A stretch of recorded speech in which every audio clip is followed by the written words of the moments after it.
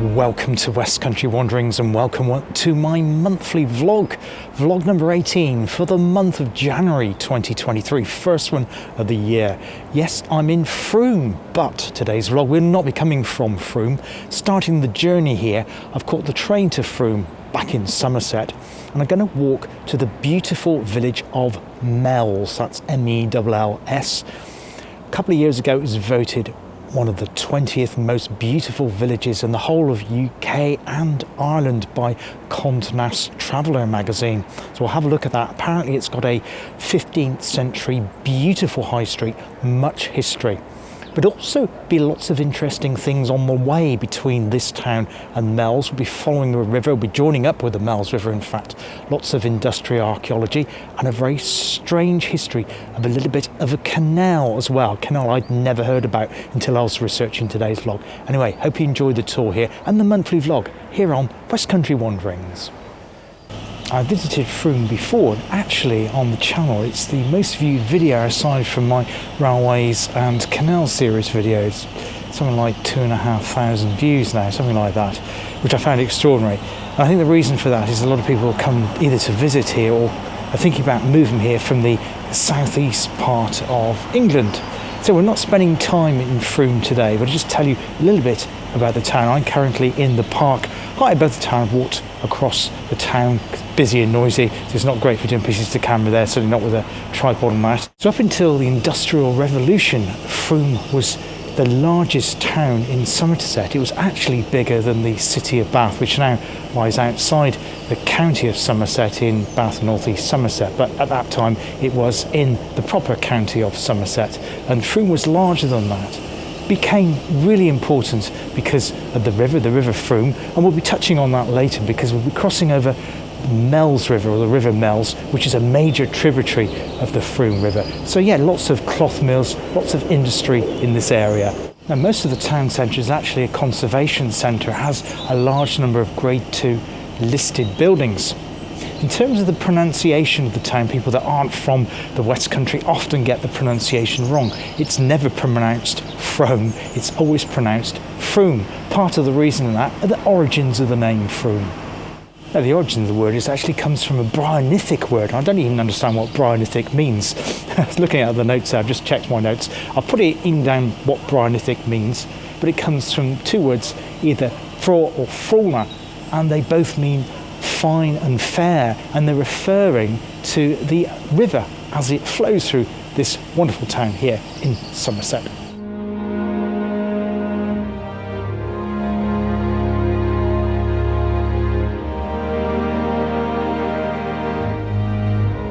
I'm now starting to leave Frome at a suburb of Frome called Trinity, and it's at this point I've just joined the East Mendip Way, which is a kind of a medium distance footpath, and it runs from this town here, Frome in Somerset, to the city in Somerset called Wells, the smallest city of course in England, and one of course we will visit at some future point here on West Country Wanderings, but not today.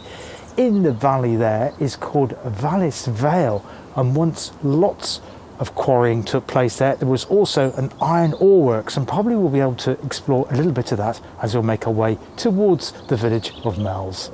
So while I'm here in this nice quiet location next to Trinity Church, I'll just tell you about the first video that I put up on the channel. Well, the first one that landed after my last monthly vlog, which came a little bit earlier in the month in December because of course all of the Christmas and New Year shenanigans.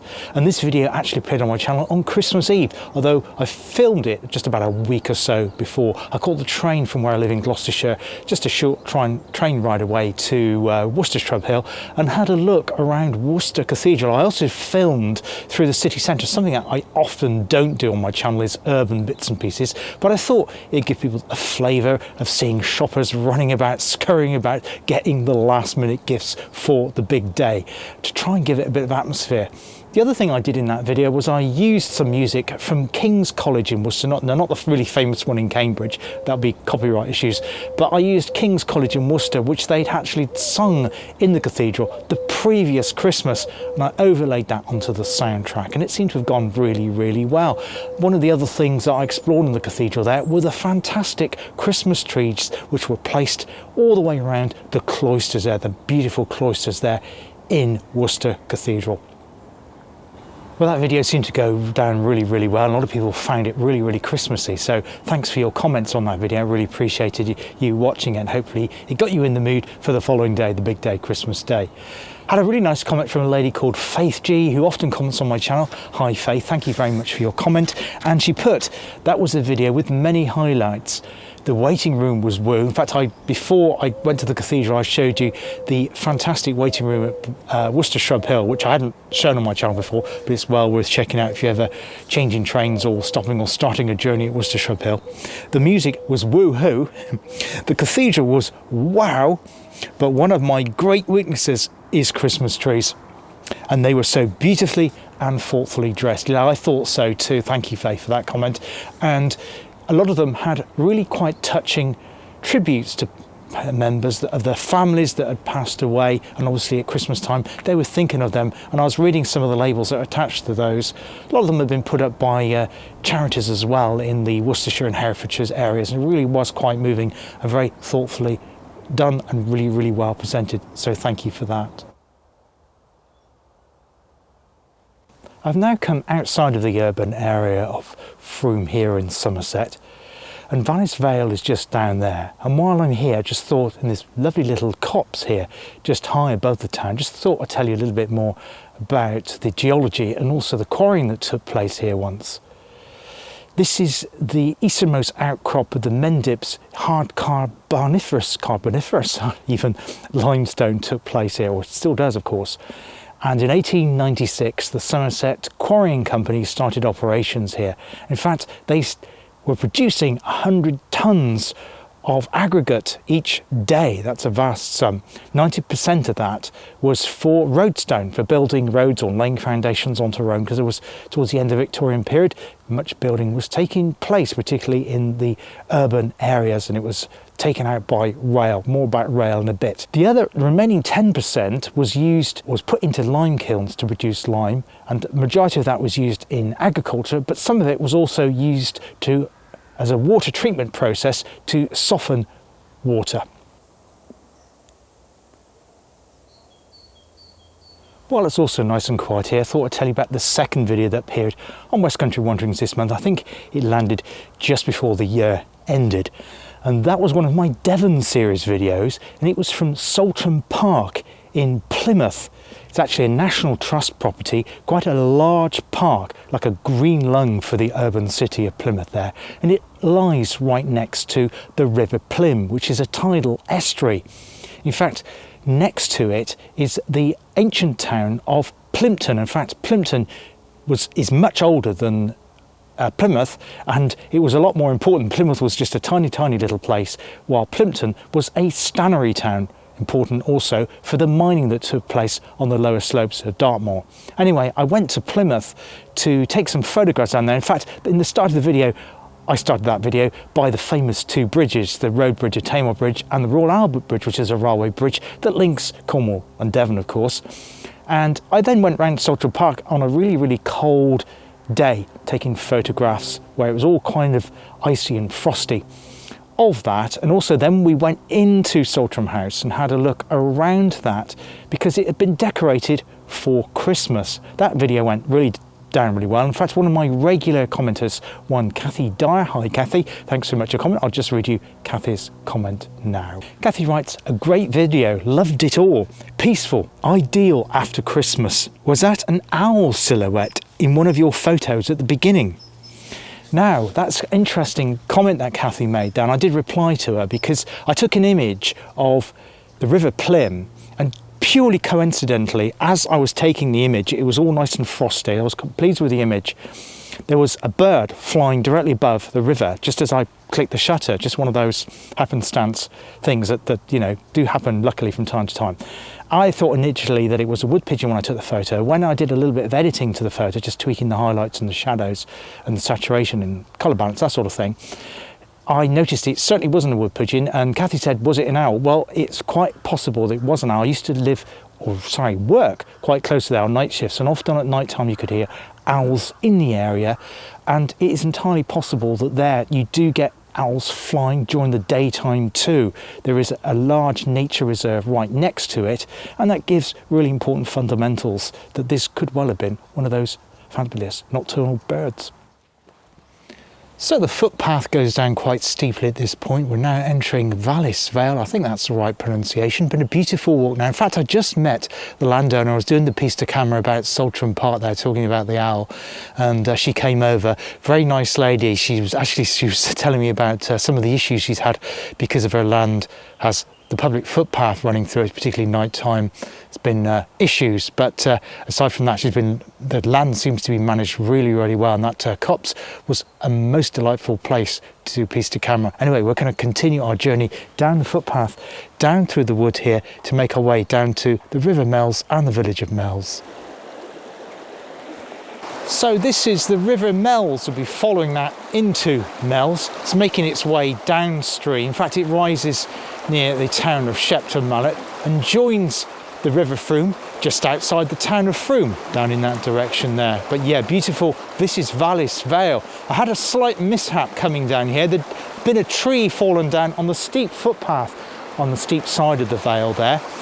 And obviously I needed to scramble over the tree trunk which was across the path. Unfortunately, my trouser leg, one of my trouser legs, got caught on one of the sharp branches and it's ripped a slit on the side of my trousers. So I think these cargo trousers will be for the bin. Anyway, they're my favourite ones because they've got lots of pockets on them. But anyway, everything only lasts so long, doesn't it? Well, we're going to make our way further along there towards the village of Mells.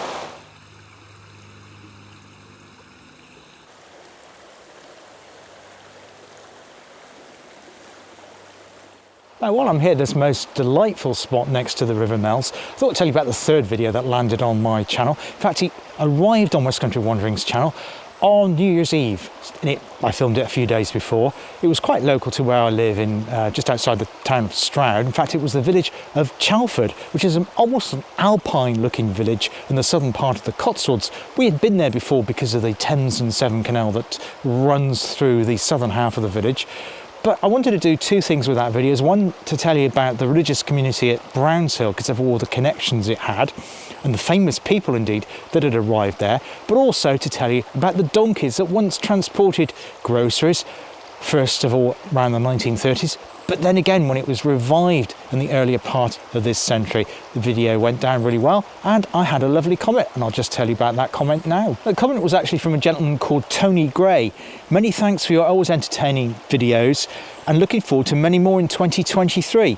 Minor point, Douglas Bader, or Bader, I think it's Bader, lost his legs in a demonstration flight in December of 1931 and had to fight officialdom to be admitted to the RAF in 1940. Indeed so, Tony, and thank you very much for your comment. And the reason he mentioned that was in the video I mentioned that Mother Teresa of Calcutta had visited one of the houses or the convent next to Brownshill Chapel, but also Douglas Bader, who was made famous after the Second World War when people realised the amount of courage that he had and to indeed fight officialdom so he could fly planes during the Battle of Britain for the RAF in 1940. He had lost, I think I mentioned incorrectly that he lost a leg around the 1930s. In 1931 it was a demonstration flight, as Tony explained. In fact, he lost both his legs. A memorial that was captured in the film Reach for the Sky, which starred the actor Kenneth Moore. So thank you for that comment, Tony, and thank you if you commented on that video. Went down really, really well. I also talked in that video about New Year's resolutions as well, and some of you mentioned about what your New Year's resolutions were going to be, and mine that I mentioned in the video was to do with mindfulness, and you can certainly do that today when you're surrounded by natural things. It gives us slightly shaky footage. I can't set up the tripod here. It's a bit of an awkward angle. I'm poking the camera through a fence here to protect people going in, but that's one of the many quarries that are around Vallis Vale that were set up by the Somerset Quarrying Company started in 1896 when I mentioned about the 100 tons of aggregate coming out of that. But yeah, there it is, and now of course nature is taking it back again, but it is still quite dangerous for people to go in there because of loose rock that can fall down from the quarry faces.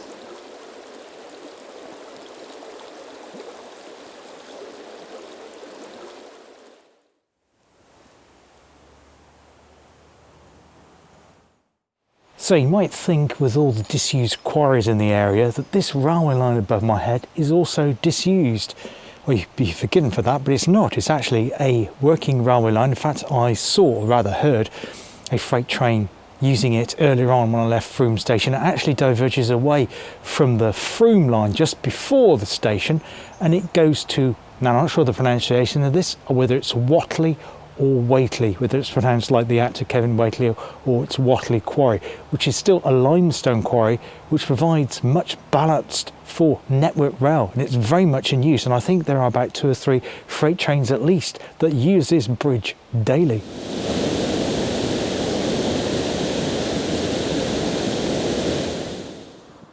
So this delightful spot here by the River Mells, it's where it widens out. Just the other side of this is what's known as Ironstone Cottage, and it served a number of mills. You've got like a mill pond just here. I just inserted a photograph of that now, and there was lots of mills. I saw remains of one mill and the water wheel pit next to a cottage that's currently been renovated, and I'll insert that now as well. But this is just an absolutely beautiful spot here as we're making our way to the village of Mells. Now, the next video I did on West Country Wanderings for the month of January was Dean Forest Railway. In fact, it was our 3rd visit to the Dean Forest Railway.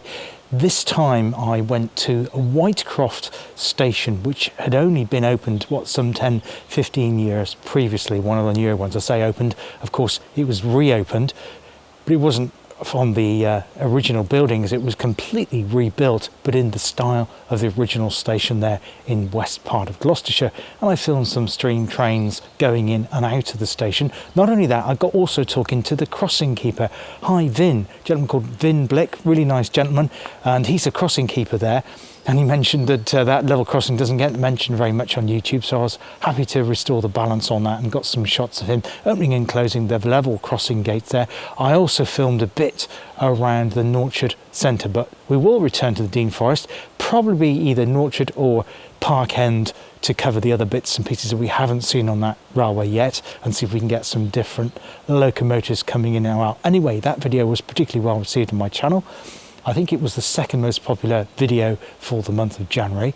And I'll just read you a comment now from one of my regular subscribers. It is from Oh Ma Far Away, who are YouTubers from Holland. And they write, "We enjoy railway videos. The barriers in the UK, that's the level crossing barriers, intrigue us. They close off the railway track when no trains are due and are used as barriers when the train passes on a crossing. Brilliant. So different to ours in the Netherlands." Now, I'm not sure, thank you for your comment, that's a brilliant comment, I really appreciate that. What they're referring to is in the video I mentioned, I was talking to the level crossing keeper there, Vin, about what happens if you have blue light vehicles like police, fire and ambulance, and the gates have just been closed. Do you reopen them again? Well, I described, you'll have to go back and watch the video that I described that in detail, the process of that, the protocols of that. But they were referring to that, but they were saying that the level crossing designs are very different in Holland. If anybody knows exactly how they're different, I'd love to let me know. Please drop a comment below, or also on my Facebook group.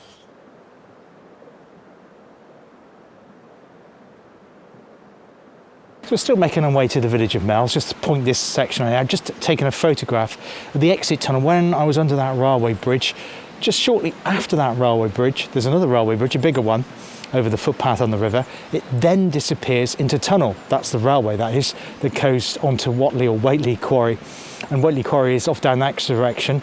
And now I've come across, you couldn't see the portal at that point, but I've now walked alongside the tunnel, if you like, and just seen the exit portal, the portal of the tunnel that's closest to the quarry. And I've just inserted a little clip of that here too. Of course, it is a 24-hour working railway, so if you do come here to explore, whatever you do, don't try and trespass on the railway, because their trains run here 24/7, and they are very big and heavy freight trains too.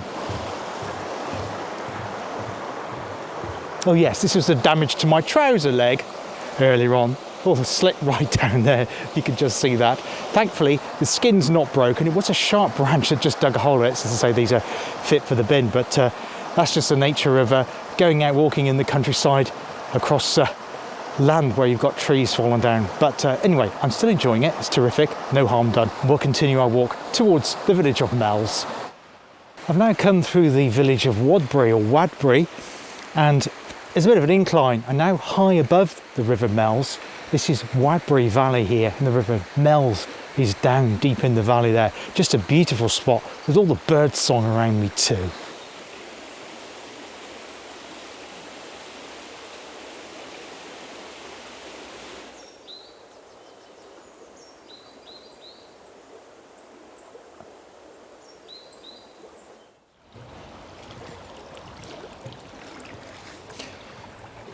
Now, the most watched video on my channel so far for the month of January has been Grand Western Canal Part 3, when I went to the little village of Ninehead, the southern part of Somerset. So we're in Somerset today, but it's quite a few miles south of this location and towards the west, almost bordering the county of Devon. And the reason I wanted to go there was to have a look at the famous Ninehead locks. They built 7 of those along the length of the Grand Western Canal, but only one set survived just outside the village of Ninehead. I also included a tour of Ninehead Court and the church, and also what was very impressive was Ninehead Hollow. In fact, I bumped into Louise, who was walking along the towpath there, and she then showed me Ninehead Hollow, which she had featured in one of her previous videos. I'd forgotten all about it. She showed me around that, and that most impressive that was too. And we've got a top comment for that video. And I also would like to thank Louise for showing me around Ninehead, and also for agreeing to appearing in the video. So thank you very much for Louise. Don't forget to check out Southwest Sunday's channel if you haven't already seen it. It's well worth a watch. I'll put a link into that. But the comment is from a gentleman called John Timbrell. As usual, watching your videos takes me longer than the allotted time span, the length of the video that is, because it triggers my curiosity. That's always good to know.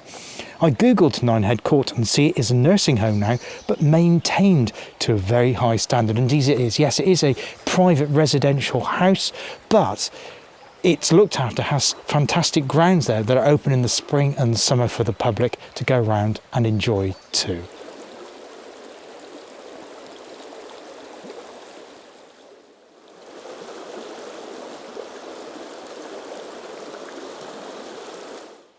Now, deep in the woodland just outside of the village of Mells, with the river just babbling down, is the remains of James Fussell's ironworks. Now here, in this ironworks, were once produced agricultural tools with sharp-edged blades, and they were exported for the agricultural community all over the world, not just in the UK. So they would have been like blades for combines or scythes, that sort of thing. And that was produced right here near Mells in Somerset.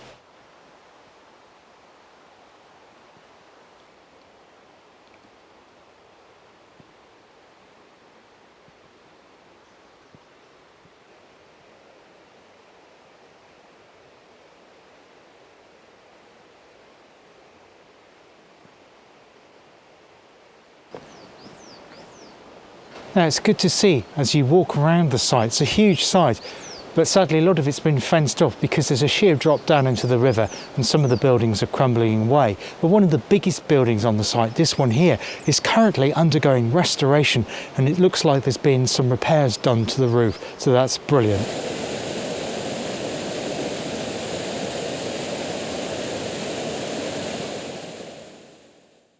So I've now arrived in the village of Mells, a most delightful place it is. I've just got myself a coffee. I'll insert a photo of the shop. You've got a village shop here with a post office too, so that's good to see. So I'm actually by the War Memorial. There's a first stop here. Reason to point this out is that this War Memorial was designed by Sir Edward Lutyens, and I think he designed the one in Miserdon in Gloucestershire. I'll have to check that below. He designed a few of them, but he also designed some of the buildings that are in this beautiful, most beautiful of Somerset villages too. So I've managed to find this quiet corner next to the beautiful church here. See if I can get a shot inside of there in a minute. I think a couple of people have gone in there, so I'll just wait for them to come out. I've still got my delicious coffee here from the village shop and cafe. You can actually sit down. They do takeaway coffees, but you can sit down and have a bite to eat there too. They've also got a shop there and a post office, so that's really good to see. There also appears to be a bus service between here and Frome, so I'm toying with the idea maybe catching the bus back to Frome to get my train that way, because it's been quite difficult terrain walking today. It's been about 5 miles, about 7.5, 8 kilometres to get here, but it's been taking quite a time. Obviously I've been filming as well, but the terrain has been very difficult because of all the rain that we've had. It's been kind of you know, the sort of thing, 2 steps forward, 1 sliding backwards again, and it's been quite not exactly a flat route either. So contemplating that yet. Don't know whether I'll walk or catch the bus. So I think the next bus is in about an hour and 3/4. It gives me a chance to finish off filming here in this beautiful village. What I'm going to do is tell you a little bit about the village first. Then I'll tell you more about what's bringing up the channel, and then we'll see if we can have a walk through some parts of the village here. Now, in the Domesday Book in 1086, Mells was known as Mulne, M-U-L-N-E, meaning many mills, and certainly there's been lots of mills passing through the valley of the River Mells that we've been coming through today. But by 1500, the name of the village had changed. It actually then be known as Ironbur, iron as in metal, bur, B-U-R-G-H. Of course, that means the iron borough, and it was because of the iron foundries that started off in this area, and also because of the iron stone that was available in the quarries sat inside the limestone. Now, the village hall that is here is still the village hall, but originally it was built as the tithe barn for Glastonbury Abbey. I've not seen that yet. If I come across that, I'll insert a photo of that right about now. But yeah, we'll see how we go. In addition to the many limestone quarries in the area, and the one large one that isn't that far away from present day, as I say, it provides ballast for Network Rail. That's still very much in use. The other thing that was mined in this area, of course, because we're in Somerset, was coal. Many large coal field in the area, but there was many coal mines. Alas, they've now all gone, and Mells has now reverted to be a very quiet, rural and rustic community once again. Now, when I was originally doing research as to what village or place or location to come to do one of my monthly vlogs, because I need to have somewhere that's pretty quiet and rural to be able to do lots of pieces of camera to talk about my channel, but also about the place as well. Big towns or urban cities aren't just going to cut it from one of my monthly vlogs. A while ago I did a video at Kilmerston, which isn't that far away from here. It also got coal mining connections. Excuse the crows over my head. And we did the story of the Jack and Jill Hill there. Jack and Jill, obviously the famous nursery rhyme. Now, there is a legend, and I hasten to use the word legend, to do with Mells and a nursery rhyme. So some of you probably already aware of this. Now, on the war memorial which I just saw, one of the surnames that's on there was the name or surname Horner. Horner is still a very common surname amongst the villagers of Mells. And you're probably thinking, Horner, where do I know that from in terms of nursery rhymes? Well, yes, of course, Little Jack Corner.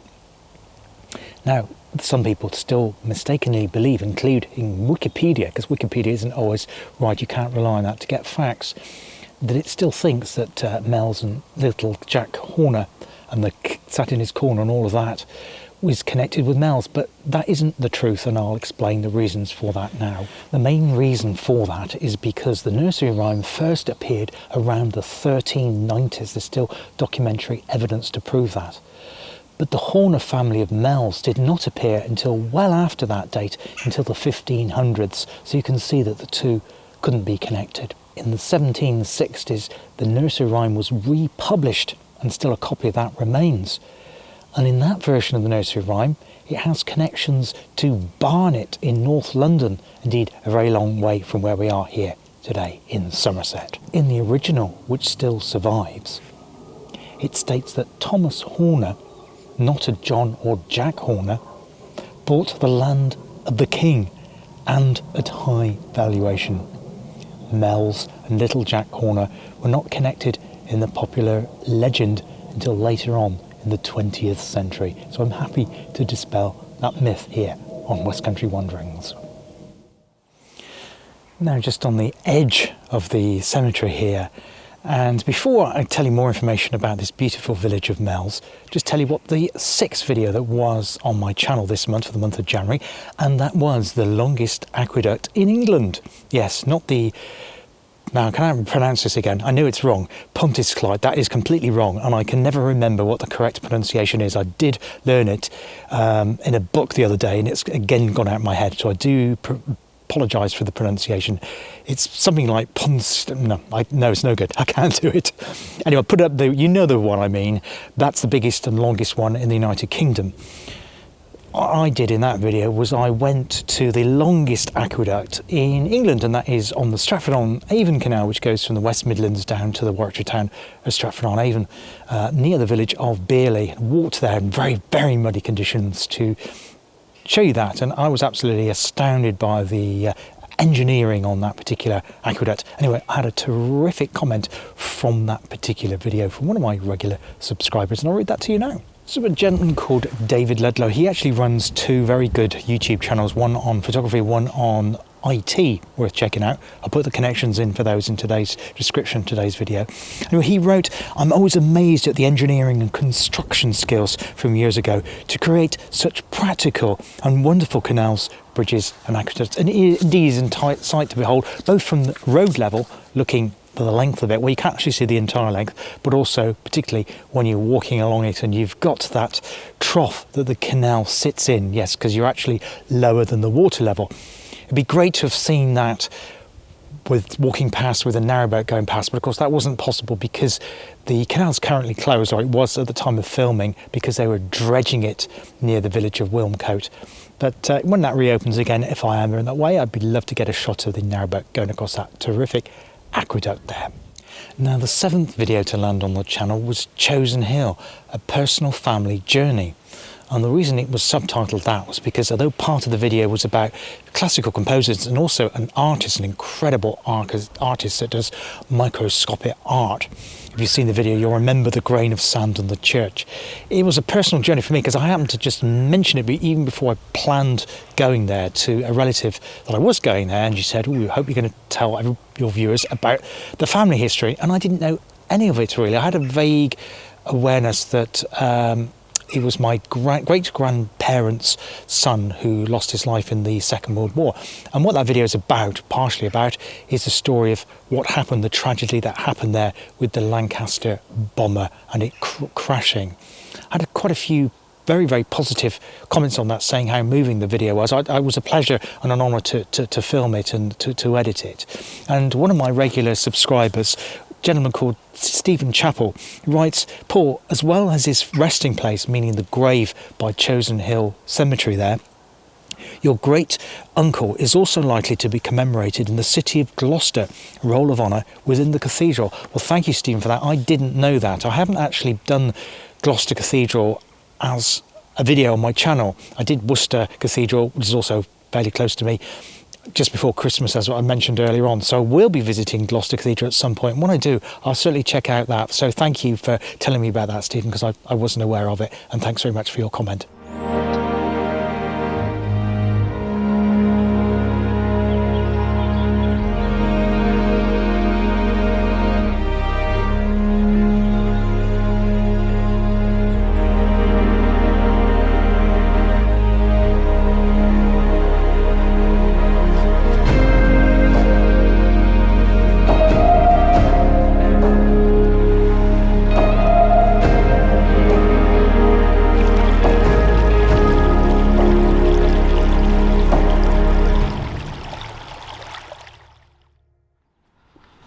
So we come away from the churchyard area, now church, and just wandering through this beautiful village and just soaking up the atmosphere really, right in the northern section of Somerset. But as I say, it's not Bath and North and East Somerset, it is the proper county of Somerset here, but it's kind of really tucked and hidden away. You've got lots of thatched cottages.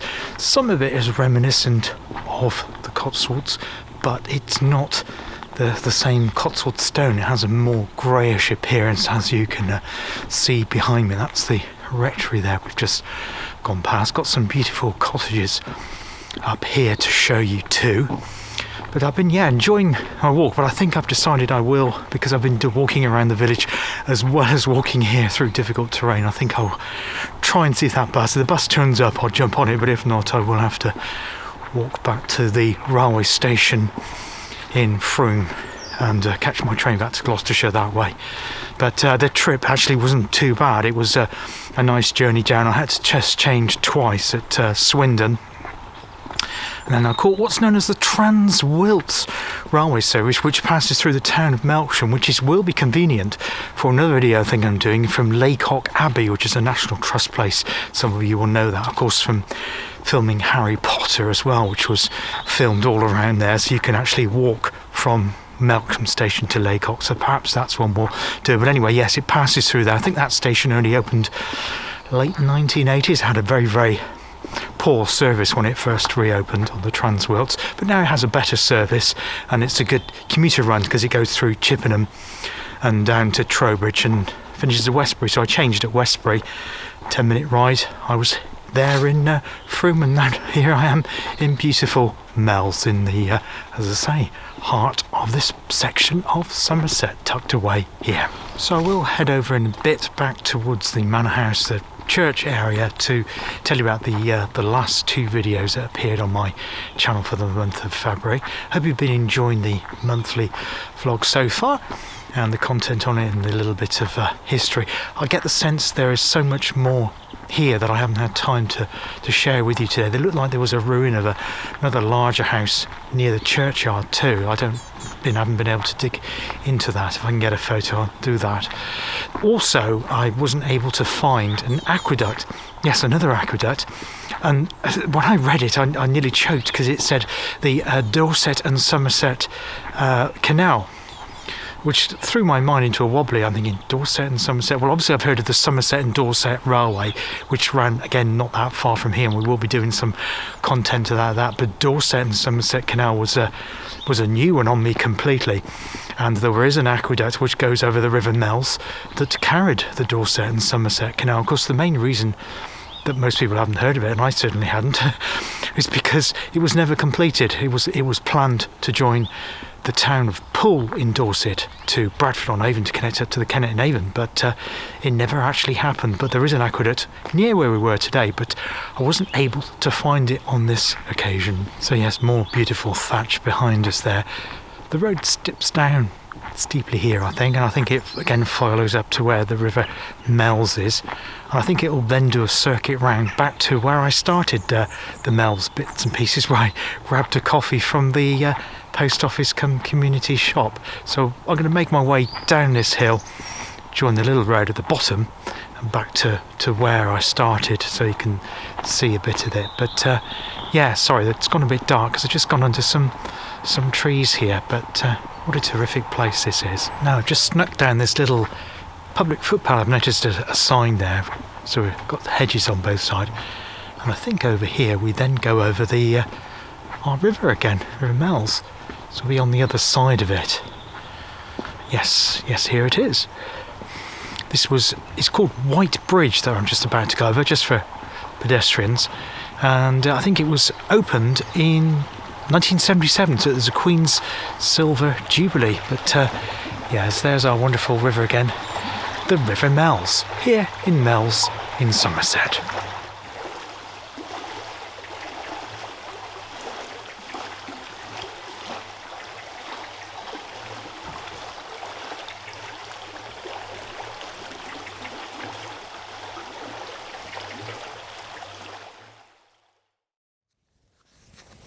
I just quickly want to tell you about some of the things that hopefully will be coming up on the channel. The first one to mention is the Severn Way. Obviously, it's not been possible to do that during the depths of the winter months, but I'm hoping to restart that as we come in towards the end of February, restarting from Ironbridge, making our way to Bridgenorth. That is, if we don't have another deluge of wet weather. So I'm not promising, but hopefully towards the end of the month of February, that is, we should be returning to the Severn Way. The next thing that'll be landing on my channel will be the part 12 of the Stroudwater and Thames and Severn Canals update. Yes, there's lots of things happening in that, including the redigging out of a long hidden lock from view on the Stroudwater, bringing you up to date what's happening on the Brimscombe, and also an update on what's happening getting the canal underneath the M5 so it can link up with Saw Junction. So lots of exciting things happening there, and that'll be landing probably in the middle of February. There will also be another one in my Cornwall series, probably from the Bodmin Moor area this time, maybe from the village of Minions.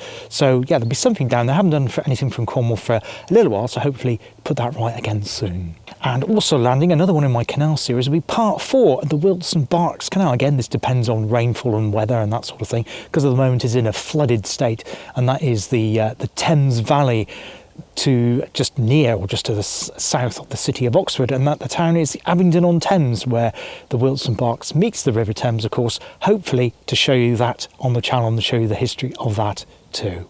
One will be landing pretty soon because I've already filmed it, just waiting to do the edit, so that'll be landing probably in the next week or so, is Lyme Reaches in Dorset. I haven't done much from Dorset for a while, so that will put that right.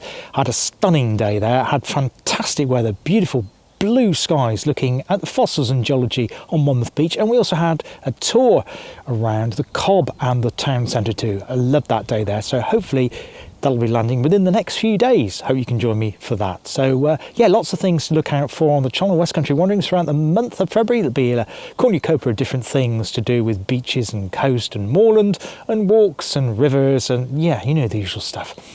I hope you can stick around for that. So with the stunning church and manor house behind me, just want to tell you about the 9th and 10th videos to wrap up the review of the month. The 9th video was actually the Somerset Coal Canal, the first of my forays into the Coal Canal of Somerset. We'll probably do 2 or 3 at least, because there's so much history on that fascinating canal.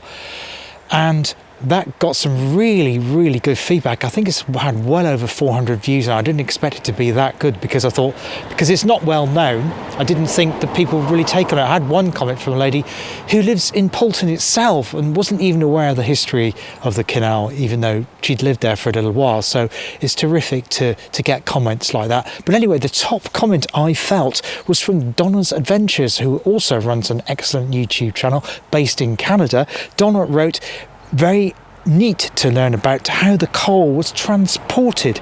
The section with the ice definitely helped give an idea of where the canal ran." Yes, so when I did that video, it was very cold conditions. We'd had rain the previous night. Of course, it sat in the bed of the canal, and it had then frozen, giving you this white ribbon and a perfect outline of where the canal went. And finally, the final video from my channel this month was the Didcot Railway Centre, which actually only went up yesterday. I loved my visit there. I'd never been there before. You'd probably think, oh, I've probably been there many times. I hadn't. I'd been past it many times. And I didn't realise it was as big as it was. A really impressive place with so much railway, all different aspects of it. I loved the signalling centre and also that museum too, as well as the steam locos in the shed. Sorry for the noise there. It's quite busy here at the moment because there is a funeral just starting at the church. A lot of people are parking up, making their way to that. I had a lovely comment on that, or several lovely comments, and I do apologise. The time recording this, I haven't been able to reply to all the comments because I've been prepping for this video today. And a gentleman called John Owen, and he writes, "I think it's time for me to make another visit to Didcot Railway Centre. The last time I was there was in the late 1950s. Visiting with the Stevenson Locomotive Society. I don't know if they're still going actually. I remember they used to organise trips in the 70s and early 80s. Our first port of call was the Southall Loco Shed. Then after Didcot, it was on to Swindon Works and the Loco Shed there. Even then, there were rows of locos in the store awaiting the cutter's torch. John goes on to write that he didn't own a camera then, but that he had a spotter's notebook, which he hasn't been able to find as yet, searching for it. Well, I hope you have good luck with finding that spotter's notebook, John. I'm sure there's some real revelations there. They'll bring up some memories for you. And I'm glad that video also jogs some memories of your own with your trip to Didcot Railway Centre, or shed as it was then, it wasn't a museum then, back in the late 1950s. Thanks for all your comments this month. I really do appreciate it. Thanks very much. Well, that's it for my monthly vlog today for the month of January, the first one of 2023. I'd love to know what you thought of it. Please drop a comment below. You can also join my Facebook group. Just go onto Facebook and search West Country Wanderings, and then I can invite you into the group and you can drop your own comments there about the videos. You can also upload your own photos and videos which have a West Country connection. I'd love to hear from you on there too. Until next time on the channel, take care of yourselves. Thanks very much all for your comments, likes, shares, and for subscribing. My subscribers are now up well over 1,300, which is absolutely fantastic, and I thank you all very, very much for that. Until next time, take care of yourselves. Hope to see you on the channel again soon. All the best for now. Cheers. Goodbye.